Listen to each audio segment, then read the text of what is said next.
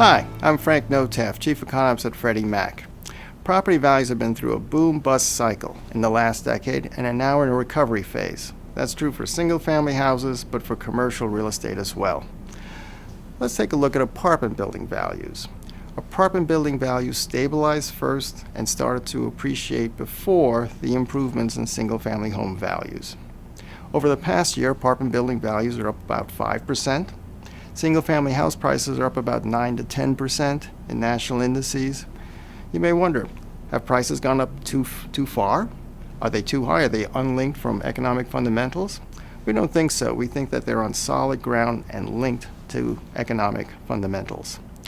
First, let's review what's happened with property values in the residential market since the start of the millennium. And if we look at apartment building values and single-family house prices, we see that they're up both about 41% from the beginning of the millennium. Over that same 13-year period, the consumer price index, less shelter, is up about 36%.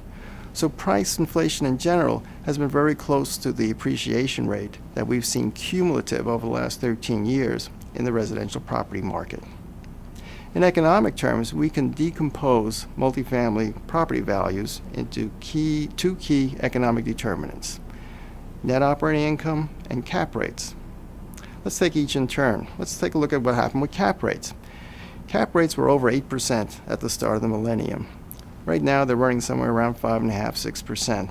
That's a decline of about 35% in cap rates. That in and of itself is enough to boost property values a substantial amount. Secondly, if we look at net operating income, that's mostly driven by rental cash flow and operating costs. Well, rental cash flow has improved over the last couple of years as vacancy rates have come down. For example, in the last year, rents are up about 3%.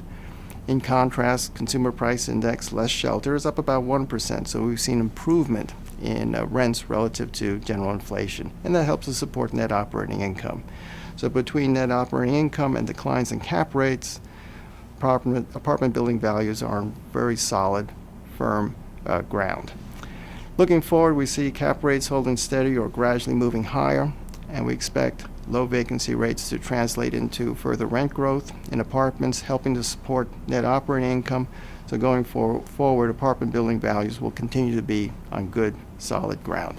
Thanks for your time. See you next month.